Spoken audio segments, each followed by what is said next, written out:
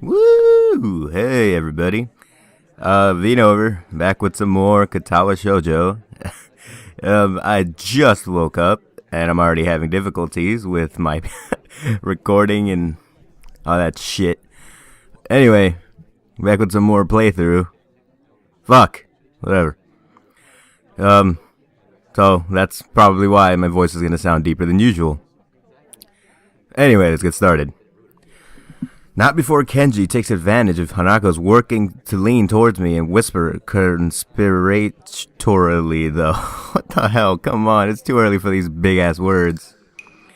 Okay, man, why are you here? Hanako just wanted some help to find Lily, that's all. He apparently disapproves of my motivations. Fuck you, Kenji, alright. No comments. I get it. Looks like I misjudged you. You're infiltrating them, aren't you? Going deep undercover. Oh, he's whispering.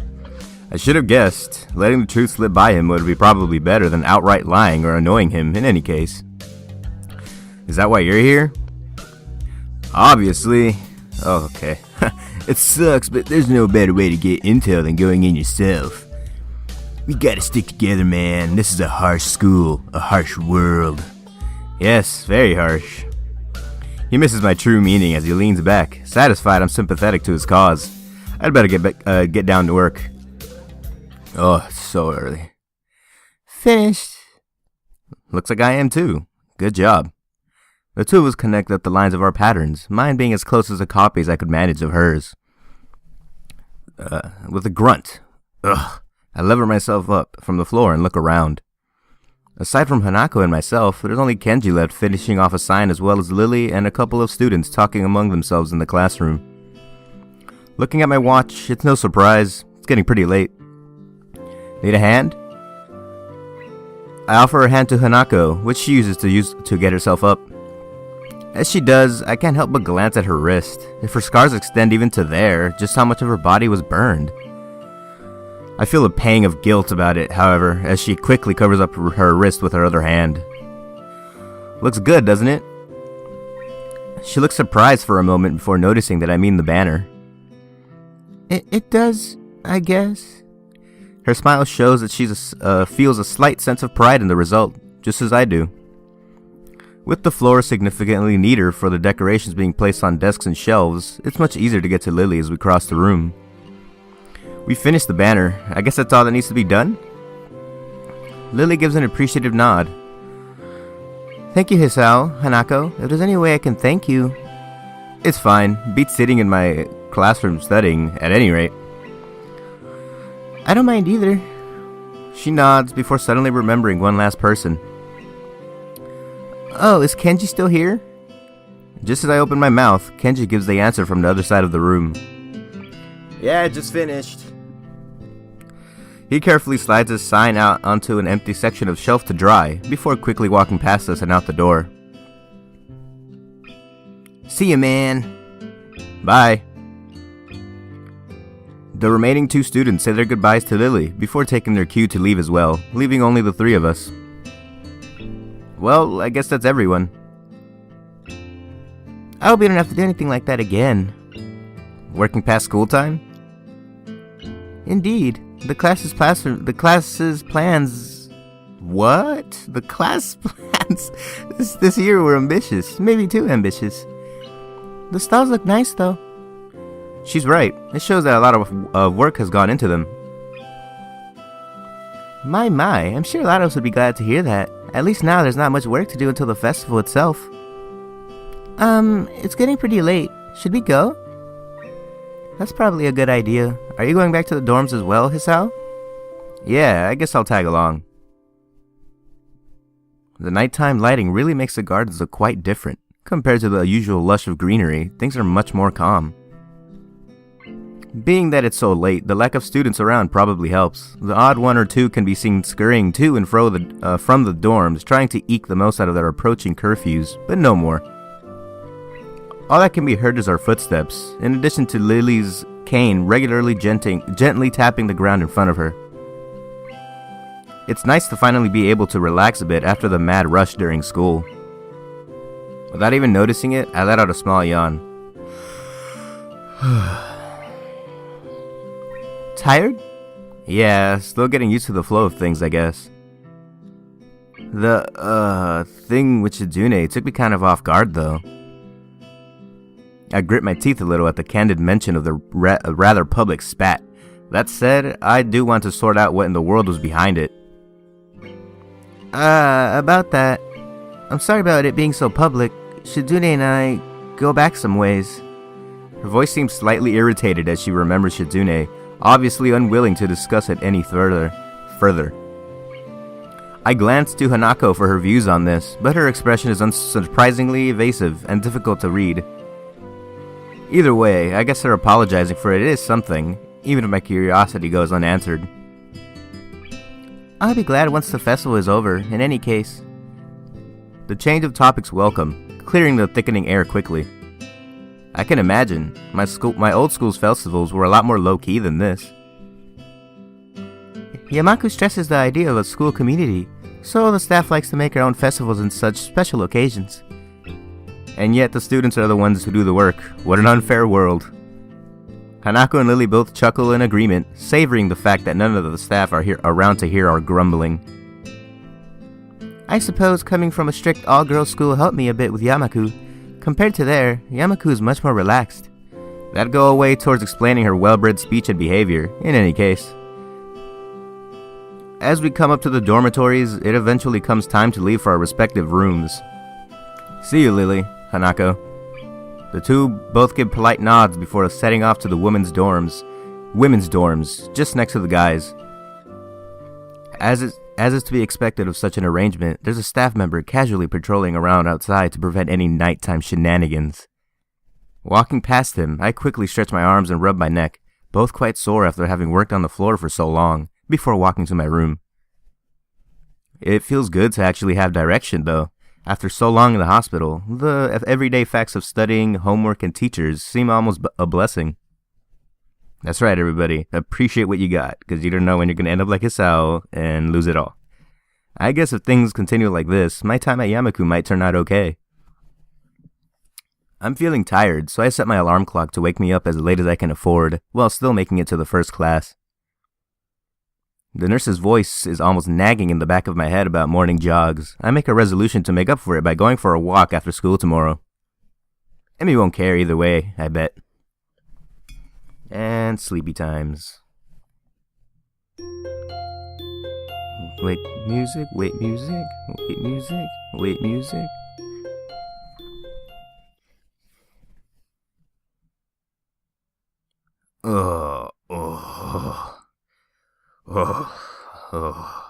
I wake up and take a hot shower.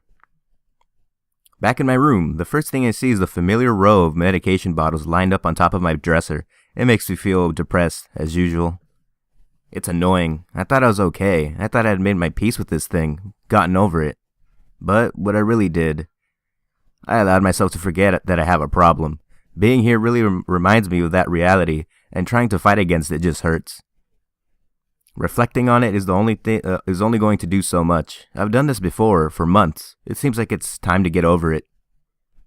If I allow myself to forget that my life is definitely not going to be as long as those of others, I won't get anywhere. My life may be different from others, but it is a life in progress. That is how I'll rationalize it. I down the usual handful of pills, trying to push the sudden dreary feeling out of my head. Then I prepare to head out to the class early, as usual. As I step into the hallway, I notice Kenji coming around the hallway corner, stealthily making his way over to his own room with a large bag. As he sneaks past me, soundlessly like a ninja hiding in plain sight, I call out to him. Hey. He jumps at the sound of my voice. Oh, hey man, I didn't notice you there. I'm really tired. I think it's more like you didn't see me, but that's not the issue. Where have you been this early? Shopping? Nah, I wasn't shopping. Sometimes I have to visit the math teacher, yeah. I figured it would be a good idea to find out when the next exam is, since he tells you in advance if you want. So then, what's in the bag? I thought I'd go shopping while I was outside. I need supplies to continue the fight against the vast feminist conspiracy. Okay. I thought you didn't go outside. I wear a hat now. I decide not to point out that he is not wearing a hat. An awkward silence settles between us, and then Kenji breaks it by pushing his door open slowly, releasing a creaking sound into the air that only makes the moment seem more awkward. He sets the bag down inside his room, and then closes the door. I'm surprised you went out of your way to find out a test date. Trying to take advantage of an opportunity to study is pretty diligent. I never study. Oh. I just wanted to know when the next test day was. I'm still going to take it, duh. I need to know so I can know what day I can't afford to skip class. He usually sends out updates on that crap by phone, so I had to step out and check up on it. And why do you have to go out when you can get it on your phone?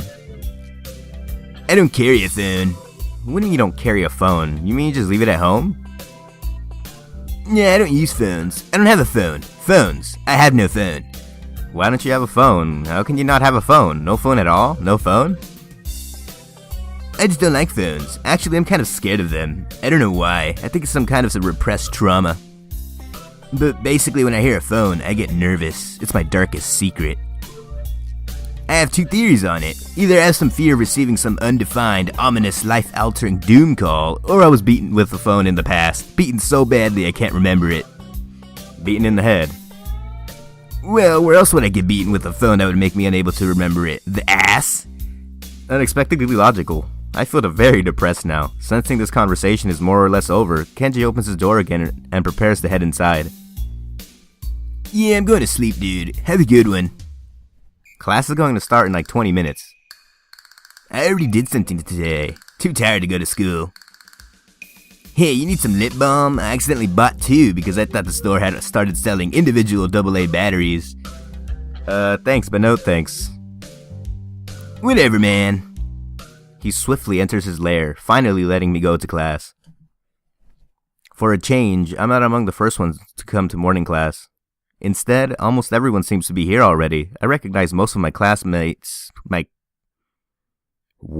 recognize most of my class by their faces now. By what? Though the names escape me still. Whatever. The class goes on lazily. I think I'm starting to get into the rhythm of school. I've even stopped worrying about taking notes and being overly attentive. The first days, I was pretty high-strung in class. Muto finishes his lecture about electricity early, but continues without a pause about the festival. So, as you know, the festival is on the day after tomorrow. I hope everyone's projects are going to be successful this year. Have a good time, but also come Sunday, please keep the meaning of this festival in your minds. Games and fried food! Everyone bursts out in laughter, as do I. Yes, thank you, Mikado. But what I mean was, the remainder of his sentence is buried beneath the ring of the lunch bells, and everyone starts packing their bags, their things. Muto deliberates for a moment, but since almost nobody seems to pay attention anymore, he gives up and sits down. It's crowded in the hallway, or as crowded as hallways in the school probably get. Most of the students seem to be heading down for the cafeteria. Hisao, I'm going to make you a one-time only, super extra special lunch offer. Emmy's homemade lunchboxes and the privilege of enjoying them in private with two bombshell beauties. Her overly flirtatious sales pitch echoes in the hallway, a remarkable feat since it's full of people. Emmy strikes a very confident-looking pose, as an attempt to one-up her own ridiculousness, puffing her very modest chest and making the V for victory sign with her hand. Sounds delicious. To what do I owe this honor of being invited? You stood there looking really lost and sad, so I thought you could use some company. That is probably the most depressing reason imaginable. So, how about it? You're probably really lonely and would eat that awful cafeteria food all alone otherwise. I'm kidding. Sure, I'll have your lunch offer, with pleasure. Let's go to the roof. The roof? Why the roof? Because that's where we eat lunch. And if I don't get up there, then she'll probably wander off, and then I just know she'll go hungry because she never packs a lunch for herself. Who will? Come with me. Without answering my question or waiting for a response, she grabs me by the arm and drags me through the hallways. I attempt to make conversation on the way.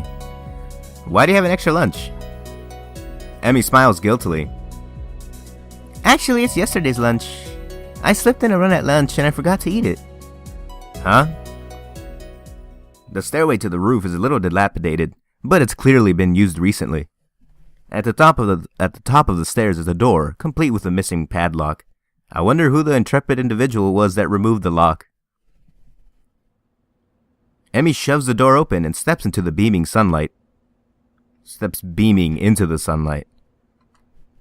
Suddenly, a tall, dark stranger appears out of nowhere, standing imposingly in front of us.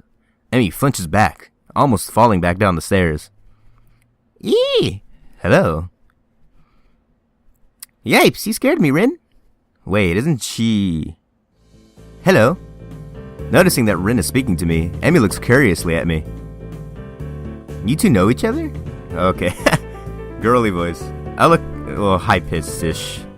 I look confusedly at Rin. Emmy. God damn it. She's that friend of yours? Rin has turned her gaze towards the clouds drifting above the school. I didn't know you knew this person, Emmy. Maybe I should give her a lisp.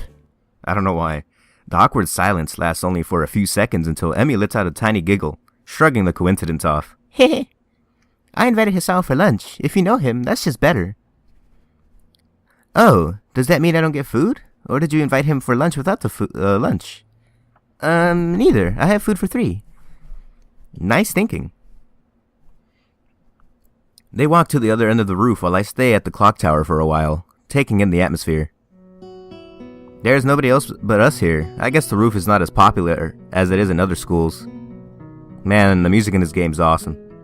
A few rundown benches and tables are scattered around the edges, perhaps in an attempt to make the rooftop look less desolate. The small pebbles covering the roof rattle beneath our feet. I peek through the chain-link fence to take a look at the school grounds and beyond. Students are strolling in pairs and groups around the quadrangle and at the cafeteria. Is that a word? A few delivery trucks are driving past the school towards the convenience store nearby. Somewhere a watchdog barks at a passerby. Somehow, even when I look towards the town center, the small town feel strikes me very strongly, almost palpably. The hectic lifestyle of big metropolises seems so far away and foreign here. Nobody has to run to catch a bus like their life depended on it, or get their senses overloaded by the neon lights and traffic jams. I feel surprisingly optimistic about this new life of mine, looking at my new hometown, even if it's going to be mine for only one short year. Enjoy that shit, cause oof. Finding out about my illness and having to move away from home all came so suddenly, I haven't had time to think about how I feel about it. When I step out of the shadow of the clock tower to the open, I feel warmth touching my back. The sun shines from a perfectly clear, cerulean sky. A cool breeze sweeping over the rooftop makes me shiver, but only briefly. The wind carries the scent of trees and flowers, not smog and car exhaust like it used to, just a few weeks ago. Emmy settles on a bench with Rin in tow and produces 1 big and 2 small lunchboxes from her bag. Come on, Hisao, what are you waiting for? She is beckoning me to join them, making room on the already small bench. Oh, okay. I seat myself on the corner of the bench to take as little space as possible. It's pretty cramped, but somehow all 3 of us fit on it. Impressive view. Amy suppresses a giggle and places a lunchbox in front of Rin and hands another lunchbox to me. Here you go, lunch is promised. Homemade, no less. I'm impressed.